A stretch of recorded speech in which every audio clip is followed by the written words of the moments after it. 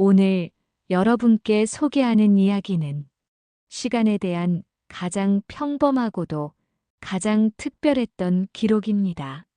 모든 것이 빠르게 흐르는 현대 사회에서 우리는 시간을 소유물처럼 다루었고, 때로는 그것을 무기처럼 휘두르기도 했습니다. 하지만 이 이야기는 바로 그 시간의 속도 차이 때문에 길을 잃었던 한 가족에 대한 기적 같았던 여정이었습니다. 이야기는 평범한 시골 마을의 작은 목공 공방에서 시작되었습니다. 한 남자는 은퇴 후 남은 시간이 지옥처럼 길었고 채워야 할 공백에 괴로워했습니다. 그의 아내는 아직도 도시의 속도를 벗어나지 못해 시간이 모자라 미칠 지경이었습니다. 그리고 그들 사이에 선 한 아이는 이 모든 혼란을 지켜보며 시간을 바라보는 가장 순수한 법을 알고 있었습니다. 길을 잃었던 이 가족이 결국 서로의 시간을 다시 연결하는 감동적인 기적을 만들어내는 과정이었습니다. 이 서사는 고대 유대인의 지혜가 담긴 탈무드에서 말했던 두 개의 시계의 비유를 중심으로 심도 있게 진행되었을 것입니다. 우리는 모두 시계를 차고 살았지만 과연 우리는 같은 시간을 살고 있었을까요? 이제 시간의 재봉선을 따라가 보았습니다. 이야기의 주인공인 남편은 대기업 임원에서 은퇴한 후 모든 것을 정리하고 아내가 원했던 시골로 내려왔습니다. 그곳에서 작은 공방을 열었습니다. 그의 하루는 길었고 조용했으며 매일 똑같은 리듬으로 반복되었습니다. 그는 공방에서 나무를 다듬는 행위를 통해 자신의 길어진 시간을 다듬고 있었습니다. 하지만 그의 아내는 남편과 정반대의 시간을 살았습니다. 그녀는 은퇴 후에도 도시에서 자신이 운영하는 작은 비즈니스를 정리하지 못했습니다. 그녀의 시계는 빠르고 촘촘했으며 단 1분, 1초도 허투루 쓸 수 없는 효율의 시간 속에 갇혀 있었습니다. 새벽 5시 공방에 작은 형광등만 켜져 있었고 목재를 깎는 기계 소리가 리드미컬하게 울렸습니다. 남편은 땀을 흘리며 작업에 몰두하고 있었습니다. 아내는 잘 차려입은 정장 차림으로 서류 가방을 들고 공방 문 앞에 서 있었습니다. 그녀의 얼굴에는 피로와 조급함이 섞여 있었습니다. 남편은 시간을 다듬고 채우기 위해 스스로를 고립시켰습니다. 그러나 아내는 그 시간을 도저히 이해할 수 없었습니다. 아내는 날카로운 목소리로 남편에게 물었습니다. 왜 이 좁은 공방에서 시간을 죽이고 있냐고 말입니다. 남편은 차분하게 대답했습니다. 자신은 시간을 죽이는 것이 아니라 매일 이 나무를 만지면서 내게 주어진 새로운 시간을 살리는 것이라고 했습니다. 은퇴 후 시간이 너무 많아져서 오히려 자신이 죽을 것 같았으며 이 나무가 그를 붙잡아주는 것이라고 이야기했습니다.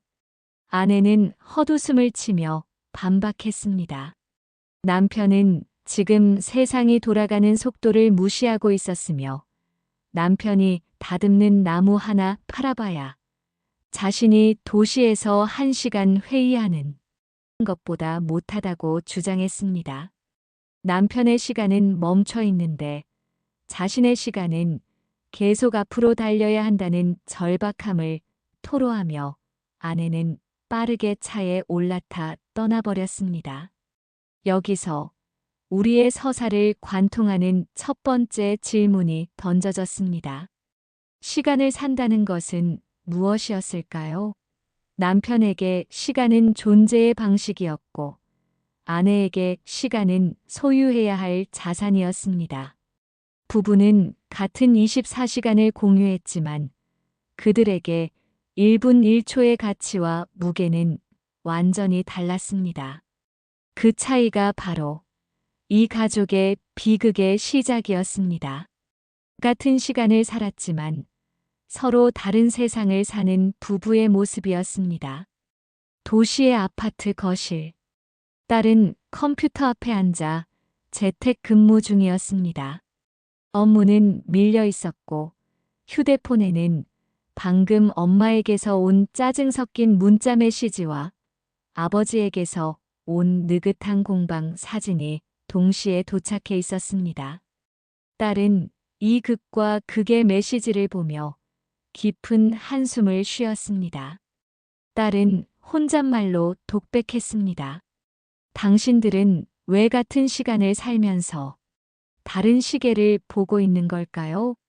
엄마의 시계는 초침이 너무 빨라 멈출 줄 몰랐고 아빠의 시계는 분침이 너무 느려 세상의 속도를 따라가지 못하고 있었습니다. 그 두 시계가 서로를 인정하지 못하고 계속 엇갈리고 있었으며 그 틈바구니에서 자신은 어떤 시계를 맞춰야 할지 괴로워했습니다. 딸 옆에 7살 손녀가 쪼그려 앉아 색종이를 자르고 있었습니다. 그녀는 세상을 단순하게 보았지만 본질을 가장 정확하게 꿰뚫어 보는 순수한 눈을 가졌습니다. 손녀는 색종이를 자르다 말고 엄마에게 물었습니다. 할머니는 왜 항상 바빴는지, 어제도 전화로 시간이 없다고 했다고 말입니다. 그런데 할아버지 집 시계는 왜 항상 똑같이 갔는지, 할아버지도 바쁘지 않은데 말입니다. 손녀는 고개를 갸웃거리며 말했습니다. 할아버지는 시간이 너무 많고 할머니는 시간이 너무 없대요. 두 개 다 시간인데 왜 하나는 버리고 하나는 찾아야 하느냐고 물었습니다. 손녀는 색종이로 둥근 원 2개를 오려 테이블 위에 올려놓고 그 사이에 작은 리본 모양의 색종이를 오려 붙이며 말했습니다. 이거 제가 묶어줬어요. 그럼 이제 할아버지랑 할머니랑 같은 시간이에요? 손녀의 질문은 가장 단순했지만 가장 핵심적인 통찰을 담고 있었습니다. 그녀는 시간을 소유의 문제가 아닌 균형과 연결의 문제로 보았습니다. 그녀가 무심코 오려 붙인 두 시계 사이의 리본은 이 모든 서사의 가장 중요한 복선으로 배치되었습니다.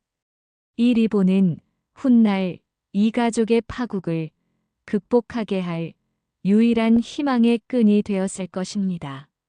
남편의 공방에 지역의 노인들이 모여 커피를 마시며 이야기를 나누었습니다. 그들은 시간이 남았지만 그들의 삶은 결코 비어있지 않았습니다. 그들에게 시간은 경쟁의 대상이 아니었습니다. 한 노인은 느긋하게 커피를 마시며 말했습니다. 젊을 땐 시간을 벌려고 몸을 버리고 나이 들면 시간을 버리고 몸을 찾는다고. 자신이 그 짓을 30년을 했고 이제야 비로소 자신의 시간을 나답게 쓸 줄 알게 된 것이라고 이야기했습니다. 다른 노인도 맞장구 치며 이제는 1분에 100만 원 벌 생각 안 하고 1분에 웃을 수 있는 시간, 1분에 감사할 수 있는 시간, 그것을 세고 산다고 말했습니다. 그때 아내가 도시에서 급하게 내려와 모임에 합류했습니다. 그녀의 표정은 여전히 조급하고 불안했습니다. 아내는 날카롭게 반문하며 물었습니다. 그럼 자신은 지금 뭘 하고 있는 거냐고. 자신은 아직도 1분 1초가 아깝고 그 1분 1초를 돈과 성과로 바꿔야 한다고 생각하는데 노인들이 말하는 그 시간을 사는 법은 자신이 여태껏 살아온 삶의 방식을 통째로 부정하는 것처럼 들린다고 했습니다. 자신이 지금 보내는 이 시간은 가치가 없는 거냐며 분노를 표출했습니다. 그날 밤, 부부의 집 식탁에는 정적이 흘렀습니다. 아내는 노인들의 말에 대한 분노와 자신의 불안함으로 가득 차 있었습니다. 아내는 남편에게 소리쳤습니다. 자신이 이 나이에도 아직도 일하고 매일 도시를 오가며 발버둥 치는 걸 보면 아무렇지도 않냐고. 남편은 여기서 나무 깎고 있는데 자신은 1분 1초가 가시방석이라고 말했습니다. 남편은 당황하며 자신이 아내를 지지한다고 말했지만 아내는 지지가 아니라 동조를 원하냐고 책상을 치며 소리쳤습니다. 남편의 느린 속도에 맞춰 자신이 여기 앉아 나무나 깎기를 바라는 것이 아니냐며 남편과 시간을 나누고 싶지 않고 자신의 시간을 인정받고 싶다고 절규했습니다. 자신이 얼마나 많은 것을 희생하고 달려왔는지 남편은 모른다고 했습니다. 남편은 충격받은 표정으로 말했습니다. 인정받고 싶다니 자신은 아내가 늘 자랑스러웠다고. 하지만 자신이 아내를 붙잡고 있다고 생각한 줄 몰랐으며 자신 때문에 아내가 불행해진 줄 몰랐다고 했습니다. 이것은 부부의 첫 번째 감정 폭발이었습니다. 아내는 남편의 느긋함이 자신을 깎아내린다고 느꼈고 남편은 자신이 아내의 성공을 가로막는 시간의 짐이 되었다는 충격에 빠졌습니다. 시간의 속도 차이가 낳은 돌이킬 수 없는 오해였습니다. 딸은 부모님의 심각한 갈등 소식을 듣고 오래된 앨범을 펼쳤습니다. 먼지가 쌓인 앨범 속에는 빛바랜 컬러 사진들이 가득했습니다. 시간이 남겨진 남편은 이제 자신의 시간이 너무 길어져 아내에게 쓸모없는 존재가 된 것 같은 외로움을 느꼈습니다. 시간이 부족했던 아내는 끊임없이 달려야 했기에 멈춰있는 남편을 보며 자신의 시간이 언젠가 멈출까봐 극도의 불안함에 시달렸습니다. 하지만 사진첩 속 젊은 날의 그들은 달랐습니다. 그들은 서로의 시간, 서로의 꿈을 지켜주는 존재였습니다. 그들에게 시간은 분리된 것이 아니었습니다. 대사 없이 오직 시각적 이미지와 음악으로만 과거 회상 장면이 빠르게 교차했습니다. 캠퍼스에서 서로에게 시계를 풀어주며 장난치는 모습, 함께 찻집을 페인트 칠하고 시계를 꺼는 모습, 아내의 야근 대신 남편이 새벽까지 아이를 안고 달래주는 모습, 아내의 승진 트로피 뒤에서 남편이 따뜻하게 박수 쳐주는 모습 등이 나타났습니다. 그들은 시간 속에서 사랑을 계산하지 않았습니다. 그들은 사랑 속에서 시간을 살았던 것이었습니다. 그들의 시계는 같은 속도로 움직이지 않았지만 그들의 마음의 시계는 서로에게 맞춰져 있었습니다. 문제는 언제부터인가 속도가 사랑보다 중요해지기 시작했다는 것이었습니다. 딸은 부모에게 화해를 종용했지만 오히려 부부는 서로에게 더 깊은 감정을 쏟아냈습니다. 아내는 눈물을 글썽이며 말했습니다. 남편은 자신보다 느린 사람이며 처음부터 그랬기에 자신이 모든 걸 끌고 가야 했고 그래서 항상 남편 옆에서 불안했고 자신의 시간이 부족하게 느껴졌다고 했습니다. 남편은 목소리가 떨리며 응수했습니다. 자신은 아내가 너무 빨라서 아내가 쫓는 그 시간에 자신이 버려진 줄 알았다고 했습니다.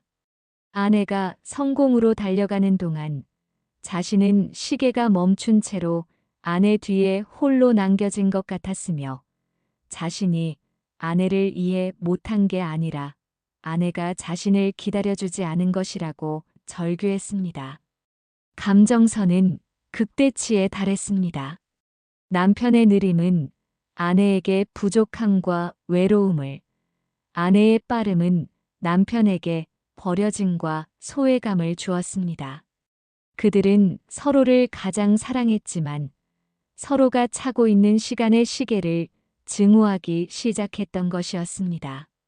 남편은 망치와 못을 내려놓고 공방의 모든 기계를 멈췄습니다. 그는 공방문에 잠정 휴업이라는 팻말을 걸었습니다. 그의 얼굴은 평소의 차분함 대신 깊은 상실감과 절망으로 가득 차 있었습니다. 남편은 혼잣말로 독백했습니다. 자신은 멈춰야겠다고, 시간을 버리지 않기 위해 멈추어야겠다고 했습니다. 자신이 여기서 시간을 살린다고 생각했지만 사실은 자신의 시간에 갇혀서 아내의 시간을 죽이고 있었는지도 모른다고 했습니다. 자신이 멈춰야 이 관계도 멈추지 않을까 생각했습니다. 남편은 공방 열쇠를 작은 서랍에 넣어두고 굳게 문을 잠근 채 도시로 향하는 기차표를 끊었습니다. 시간은 계속 흘렀습니다. 세상은 멈추지 않았습니다. 하지만 그들의 관계는 멈췄습니다. 남편은 멈추어야만 이 갈등에서 벗어날 수 있다고 믿었습니다. 그는 자신의 느림이 아내에게 독이 되었다고 결론지었습니다. 이로써 부부는 완전히 분리되었고 그들의 시간의 틈은 메울 수 없을 만큼 벌어져 버렸습니다. 이것이 바로 그들의 관계의 파국이었습니다. 남편은 망치와 못을 내려놓고 남편이 공방을 닫은 후 마을 노인들이 남편의 공백을 안타까워하며 모여 앉아 이야기를 나누었습니다. 그중 한 노인이 탈무드의 이야기를 꺼냈습니다. 노인은 말했습니다. 우리 모두는 어딘가 모르게 부족하고 어딘가 모르게 넘치는 시간을 살고 있었다고. 젊은 부부도 마찬가지였다고 했습니다. 탈무드는 말했습니다. 사람에게는 두 개의 시계가 있다. 하나는 욕망의 시계, 다른 하나는 영혼의 시계. 욕망의 시계는 빨랐습니다. 그것은 끊임없이 성공, 성과, 소유를 향해 달려갔으며 절대로 멈추는 법이 없었습니다. 아내가 차고 있던 시계였습니다. 반면 영혼의 시계는 느렸습니다. 그것은 존재의 의미, 성찰, 관계를 향해 천천히 걸어갔으며 남편이 차고 있던 시계였습니다. 부부는 서로 다른 시계를 차고 있었던 것 뿐이었습니다.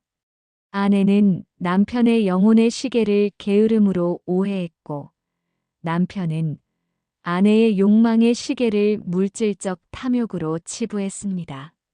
그들은 서로의 시계를 이해하려 하지 않았고 자신의 시계만이 정답이라고 고집했습니다. 그러나 진정한 지혜는 두 시계가 모두 존재해야 완전한 시간이 된다는 것을 아는 데 있었습니다. 남편이 잠정적으로 도시로 떠난 후 딸은 엄마인 아내를 데리고 시골집으로 왔습니다.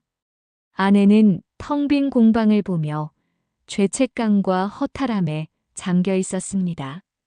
그때 손녀가 그림 한 장을 아내에게 건넸습니다. 그림에는 두 개의 둥근 시계가 있었습니다. 하나는 크고 하나는 작았습니다. 두 시계는 크기와 속도가 달랐지만 그 중앙이 빨간색 리본으로 묶여 있었습니다. 손녀는 천진난만하게 말했습니다. 이 그림은 할아버지가 자신에게 보여준 것이라고. 할아버지는 항상 시간은 혼자 쓰는 게 아니야라고 했다고 합니다.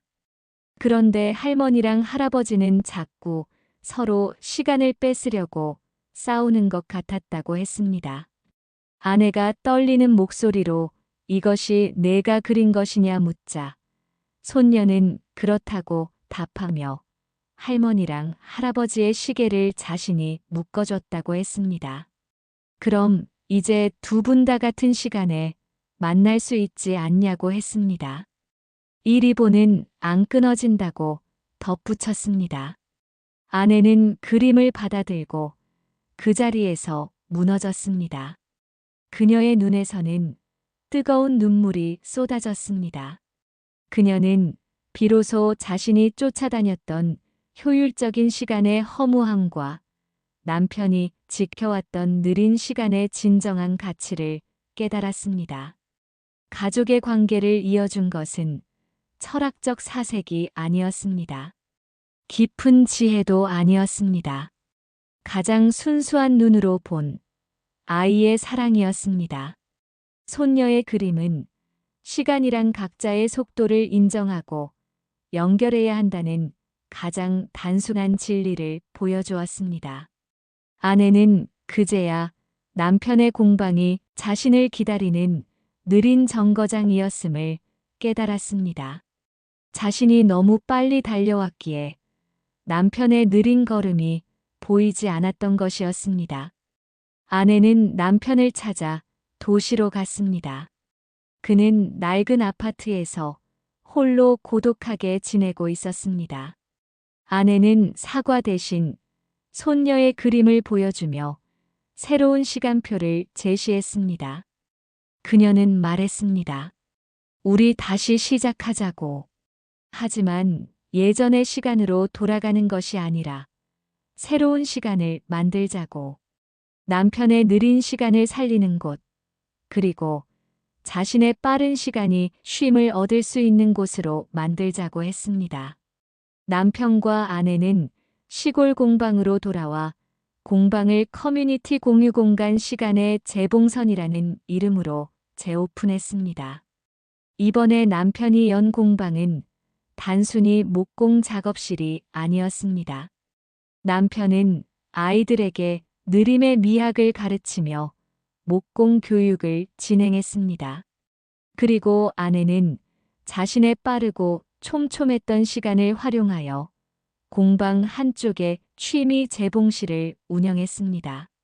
그녀는 주민들에게 옷을 수선하거나 작은 소품을 빠르게 만들어주는 효율적인 나눔을 실천했습니다. 시간을 나누는 것이 사람을 살리는 것이었습니다. 남편의 시간은 가르침으로, 아내의 시간은 봉사로 바뀌었습니다. 주민들은 서로의 부족한 시간을 채워주는 이 공간에서 비로소 함께 사는 시간의 의미를 깨달았습니다. 공유 공간에서 주민들이 만든 목공 작품과 재봉 작품을 전시하는 작은 발표회가 열렸습니다. 남편은 아이들과 함께 만든 낡은 나무 시계를 전시하고 아내는 주민들의 오래된 옷을 수선해준 시간의 재봉선 코너를 운영했습니다. 사람들이 환하게 웃으며 서로의 작품을 칭찬했습니다. 아내는 눈물을 참지 못하고 남편에게 다가갔습니다. 자신이 이 느린 공간을 만들고 자신이 여기에 와서 자신의 시간을 나눌 수 있도록 남편이 자신의 시간을 내어주며 자신을 기다리고 있었던 것을 깨달았다고 말했습니다. 남편은 아내의 손을 잡으며 말했습니다.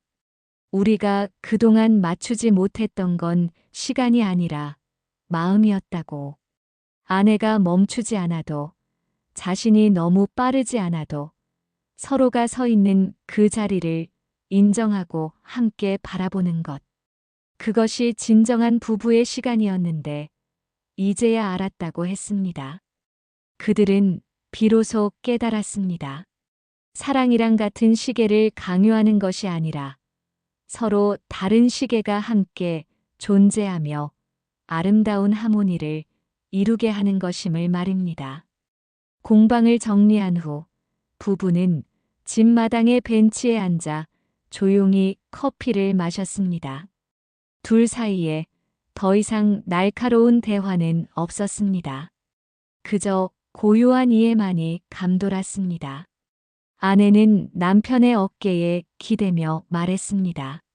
남편의 속도가 미웠던 게 아니라 자신의 속도가 외로웠던 것이라고. 자신이 너무 빨리 달려서 남편이라는 느린 쉼터가 자신에게는 사치처럼 느껴졌나 본다고 했습니다. 남편은 아내의 손을 감싸며 말했습니다. 자신은 아내 없이 시간이 너무 길었다고. 아내가 돌아와서 자신의 길었던 시간에 아내의 빠른 활력이 채워지니 이제야 비로소 자신의 시계가 제대로 된 의미를 가진 것 같다고 했습니다. 이 공방은 아내와 함께여야 비로소 완벽하다고 이야기했습니다. 그들은 서로의 다름을 인정하는 순간 비로소 하나의 시간을 살게 되었습니다. 그들의 시계는 여전히 서로 다른 속도였지만 이제는 서로를 밀어내는 힘이 아닌 서로를 보완하는 균형점을 찾았던 것이었습니다. 탈무드는 이렇게 말했습니다. 사람은 시간을 더 가지려 하지 말고 시간을 제대로 보려고 해야 한다. 남편과 아내의 이야기는 우리가 시간 앞에서 얼마나 자주 착각하는지를 보여주었습니다. 우리는 시간을 소유하고 통제할 수 있다고 믿었지만 진정한 삶은 시간을 이해하고 나누는 것에서 시작되었습니다. 부부란 같은 시간을 사는 것이 아니라 서로 다른 시간을 이해하고 그 틈을 사랑으로 연결하는 존재였습니다. 욕망의 시계와 영혼의 시계, 빠름과 느림, 성공과 쉼. 이 모든 것이 한 가족 안에서 조화롭게 존재할 때 비로소 삶은 완전해졌습니다. 공방 벽에 새로 만든 나무 시계가 걸려 있었습니다.